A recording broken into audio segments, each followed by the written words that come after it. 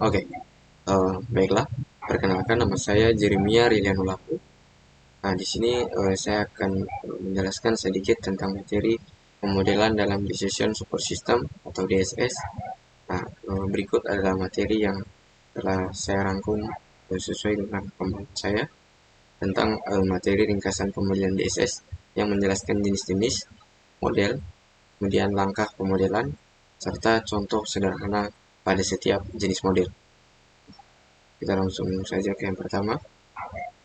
Nah, pada bagian pertama yaitu ada pengertian model dalam DSS. Nah, dalam Decision Support System atau DSS, model adalah alat untuk mencari hubungan antar variabel dan membantu proses pengambilan keputusan. Nah, model ini juga membantu manajer dalam memahami situasi kompleks, memprediksi hasil keputusan, dan juga mengevaluasi berbagai alternatif. Nah, ada beberapa poin yang saya ambil, yaitu pertama di sini digunakan untuk mendukung keputusan berbasis data. Kemudian yang kedua yaitu membantu memprediksi hasil sebelum keputusan diambil. Nah, yang ketiga terdiri dari berbagai jenis. Nah, ada beberapa jenis dari pemodelan DSS, yaitu yang pertama ada statistik, kedua finansial, kemudian yang ketiga optimasi, keempat yaitu simulasi, dan yang terakhir yaitu heuristik. Nah, contohnya bisa kita ambil yaitu perusahaan retail menggunakan DSS untuk memprediksi jumlah penjualan bulan depan berdasarkan data tahun sebelumnya. Kemudian berikutnya yaitu ada model statistik. Nah, model statistik ini menganalisis data untuk menemukan pola atau hubungan antar variabel.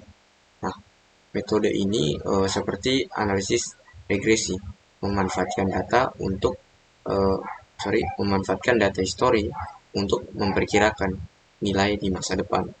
Nah, kemudian poinnya yaitu pertama adalah mengelola data histori untuk prediksi. Kemudian yang kedua di sini kita memiliki contoh metode yaitu seperti metode analisis regresi, korelasi, dan forecasting. Nah, kemudian yang ketiga berguna saat tersedia data numerik yang besar. Nah, contohnya menggunakan menggunakan regresi linear untuk memperkirakan jumlah pelanggan baru berdasarkan pengeluaran iklan bulanan. Kemudian model finansial. Nah, model finansial digunakan untuk memproyeksikan pendapatan, pengeluaran, dan laba dalam jangka waktu tertentu. Nah, model ini membantu perusahaan membuat rencana keuangan dan investasi yang lebih matang.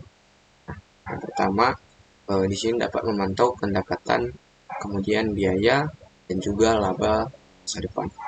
Kemudian dapat disesuaikan dengan berbagai asumsi bisnis. Nah, dan juga berguna untuk perancangan anggaran maupun investasi. Contohnya proyeksi laba perusahaan 5 tahun ke depan berdasarkan tren pertumbuhan penjualan dan biaya operasional. Kemudian yang berikutnya yaitu ada model optimasi atau linear programming. Nah, model ini atau model optimasi digunakan untuk mencari keputusan terbaik atau optimal dengan keterbatasan sumber daya yang ada. Nah, biasanya untuk memaksimalkan keuntungan ataupun meminimalkan biaya. Di sini itu yang pertama menentukan solusi terbaik sesuai tujuan. Nah, mulai dari minimal sampai maksimal, kemudian maksimal untuk diminimalkan. Nah, kemudian memperhitungkan batasan bahan baku, tenaga kerja, dan juga waktu. Nah, dan yang terakhir menggunakan metode linear programming atau LP. Nah, contohnya kita dapat menentukan jumlah produksi tiap produk agar keuntungan maksimal dengan keterbatasan bahan baku. Nah, kemudian model yang berikutnya yaitu model simulasi. Nah, pada model simulasi, model ini meniru kondisi nyata untuk menguji berbagai skenario atau what if sebelum keputusan diambil. Nah, cocok untuk masalah yang terlalu kompleks, eh, perhitungan seperti matematis murni. Nah, yang pertama di sini menguji dampak perubahan variabel secara aman, kemudian memungkinkan eksperimen tanpa resiko nyata, dan yang terakhir cocok untuk masalah kompleks seperti perencanaan kapasitas. Nah, contoh yang dapat kita ambil yaitu simulasi dampak kenaikan harga baku atau kenaikan harga bahan baku terhadap biaya produksi dan harga jual. Kemudian ada model heuristik. Nah, model heuristik ini menggunakan aturan praktis atau rule of thumb untuk menemukan solusi cepat yang cukup baik meskipun tidak selalu optimal ya. Nah, berguna ketika waktu terbatas atau data sangat kompleks. Nah, untuk poinnya yang pertama mengutamakan kecepatan dan kemudahan daripada keakuratan maksimum. Kemudian cocok untuk keputusan awal atau masalah sulit dimodelkan. Kemudian yang terakhir tidak menjamin hasil yang paling optimal. Nah, contoh yang dapat kita temukan yaitu menentukan lokasi cabang toko baru atau bisa membuka toko baru hanya berdasarkan pengalaman dan pola permintaan. Kemudian yang berikutnya ada analisis statistik dan juga analisis dinamik.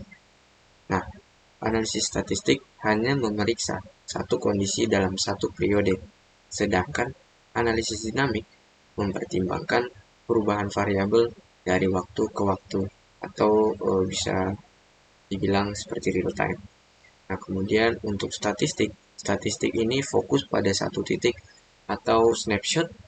Nah, sedangkan dinamik itu melihat tren dan perubahan jangka panjang. Nah, penting untuk perencanaan jangka pendek kemudian juga jangka panjang.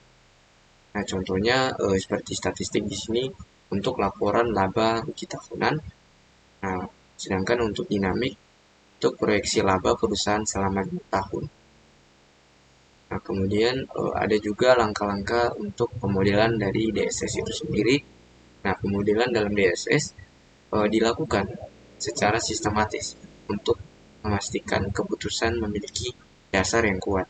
Nah, untuk yang pertama yaitu di sini ada identifikasi masalah dan variabel. Nah, di situ meliputi yang pertama ada keputusan, hasil, kemudian tidak dapat dikontrol. Nah, kemudian yang kedua membuat model matematis. Nah, ini meliputi seperti fungsi, tujuan, dan batasan. Kemudian yang ketiga ada uji dan validasi. Nah, di sini mencakup model agar sesuai dengan kondisi nyata. Nah, kemudian yang terakhir yang keempat yaitu implementasi model. Nah, pada implementasi model di sini dalam pengambilan keputusan. Nah, contoh yang dapat kita ambil yaitu menentukan variabel keputusan dan batasan dalam model linear programming untuk memaksimalkan keuntungan produksi seperti itu. Nah, itu saja materi yang dapat saya jelaskan dari rangkuman yang saya pahami dari materi yang ada. Jika masih ada salah kata, saya mohon maaf.